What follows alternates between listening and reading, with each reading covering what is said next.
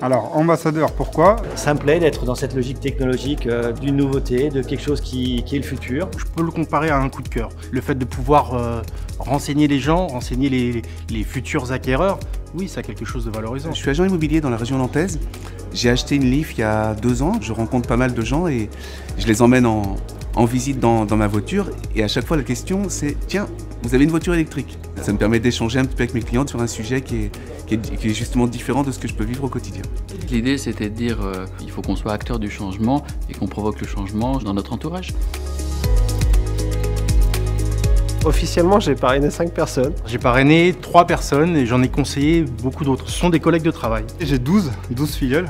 Philippe, il est mon filleul. J'ai essayé sa voiture, j'en ai pris une et j'en ai parlé à une autre collègue dans la même société et qui en a pris une aussi. On a déjà 2 candidats, 2 prochaines cibles.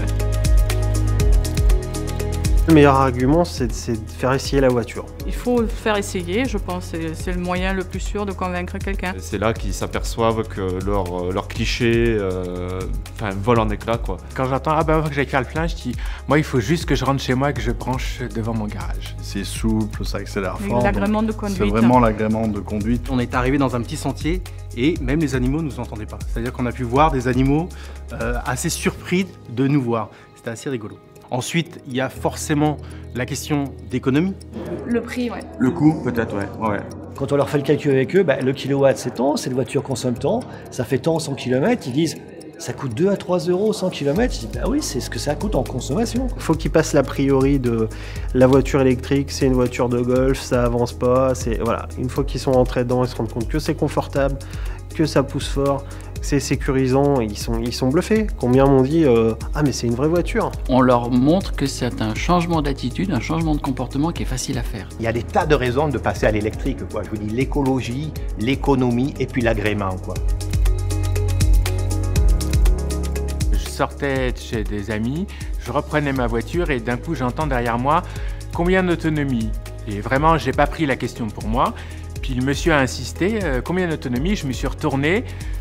Puis il a vu, il me dit « Votre voiture !» Voilà, et la discussion est partie là-dessus, on a discuté une demi-heure. Moi qui suis pas très avenant vers les gens, que ce soit ma voiture qui ait provoqué la discussion, j'ai trouvé ça génial. Je suis moniteur d'auto-école, je faisais essayer la voiture à mes élèves. Et je tombe sur un gamin, un jeune quoi, et qui me dit, qui me regarde comme ça, il fait « C'est obligé ?»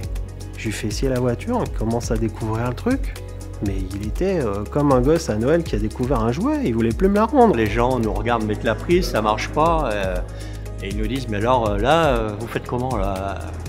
Je dis là c'est pas compliqué, je vais regarder sur ma petite application sur le téléphone, je vais regarder où est la prise la plus proche, que ce soit un particulier ou pas, et puis je vais lui demander qu'il m'offre entre guillemets un peu d'électricité pour faire les 20 km qui me manquent pour être chez moi. On avait un gars qui était à 15 bornes, on est resté 20 minutes, on a pris un café avec eux, on est rentré chez nous tranquillement. Et ça c'était un bon souvenir.